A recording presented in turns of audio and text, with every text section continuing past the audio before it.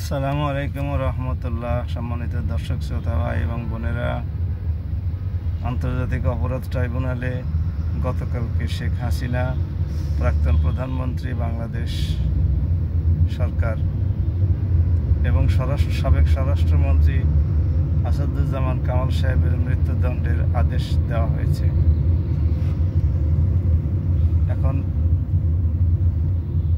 তারা দুইজনেই ভারতে পলাতক আছেন।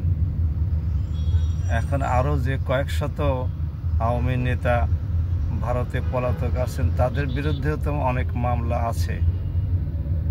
এমনকি শেখ হাসিনার বিরুদ্ধেও আরও 20টির বেশি মামলা ঝুলন্ত আছে।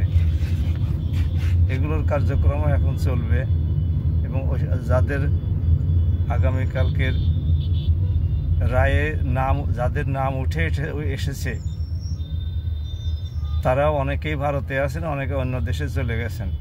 এখন যারা ভারতে অবস্থান করছেন, তাদের ভারতে অবস্থানের যৌক্তিকতা অনেকটা কমে গেল। ভারতের জনগণ এখন তাদেরকে কিভাবে মূল্যায়ন করবে? তাদের বিরুদ্ধে যদি একে একে এভাবে রায় হতে থাকে আন্তর্জাতিক অপরাধ ট্রাইব্যুনাল বা আমাদের হাইকোর্ট বা সুপ্রিম কোর্টে,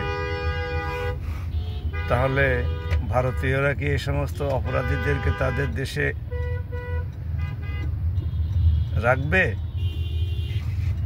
নিজেদের দেওয়া করের টাকায় ভারত সরকার তাদেরকে লালন পালন করবে, এটাকে তারা গ্রাহ্য করবে?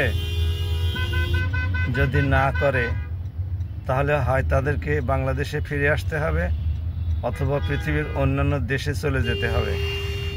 কারণ বিচারের সম্মুখীন হতে তারা বাংলাদেশে আসার সাহস রাখেন কিনা আমাদের সন্দেহ হয়। সুতরাং বিদেশে চলে যেতে হবে, অন্যান্য দেশে। কারণ ইউরোপ এবং আমেরিকার দেশগুলোতে তারা যেতে পারবে কিনা আমাদের সন্দেহ হয়। বিশেষ করে যে সমস্ত ব্যক্তিদের বিরুদ্ধে গুরুতর অভিযোগ রয়েছে, তাদেরকে এই সমস্ত উন্নত দেশগুলো আশ্রয় দেবে কিনা সে ব্যাপারেও আমরা সন্দিহান। অর্থাৎ আমরা যেটা বলতে চাই সেটা হচ্ছে এই সমস্ত নেতাগুলো বাংলাদেশে ফিরে আসার নৈতিক সাহস হারিয়েছে এই বিচারের রায়ের ফলে। সুতরাং এখন দেখার বিষয় যে ভারত সরকার তাদের সাথে কি আচরণ করে। ভারত সরকার তাদের সাথে যদি প্রতিবেশী সুলভ এবং আতিথেয়তামূলক আচরণ না করে, তাহলে তাদের ভাগ্য বিড়ম্বনায় পড়তে হবে নিঃসন্দেহে। ইতিমধ্যে ভারতের বিভিন্ন জায়গায় প্রশ্ন উঠেছে যে আমরা সরকারি টাকায় প্রাক্তন প্রধানমন্ত্রী শেখ হাসিনার খরচ বহন করব কেন? আওয়ামী অন্যান্য নেতারা যারা ভারতে অবস্থান করছেন, তাদের অবশ্য অঢেল টাকা পয়সা আছে, তারা নিজস্ব খরচেই তাদের জীবনযাপন যুগের পর যুগ সেখানে থেকে করলেও পারবেন। কিন্তু ভারত সরকার কি এটা অ্যালাউ করবে? অন্য দেশের মন্ত্রী,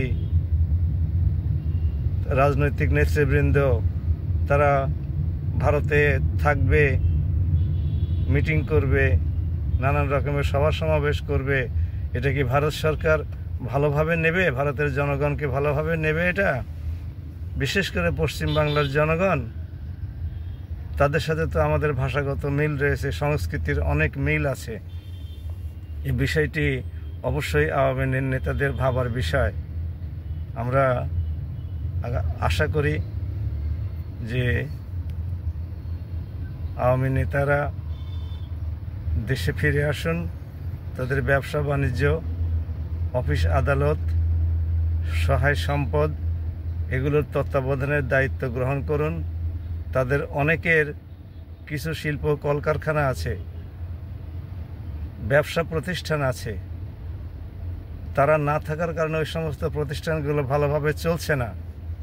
সুতরাং তারা আসলে এই সমস্ত প্রতিষ্ঠানগুলো তারা আবার চালাতে পারবেন এবং দেশের উন্নয়নে এই সমস্ত প্রতিষ্ঠানগুলো অবদান রাখতে সক্ষম হবে।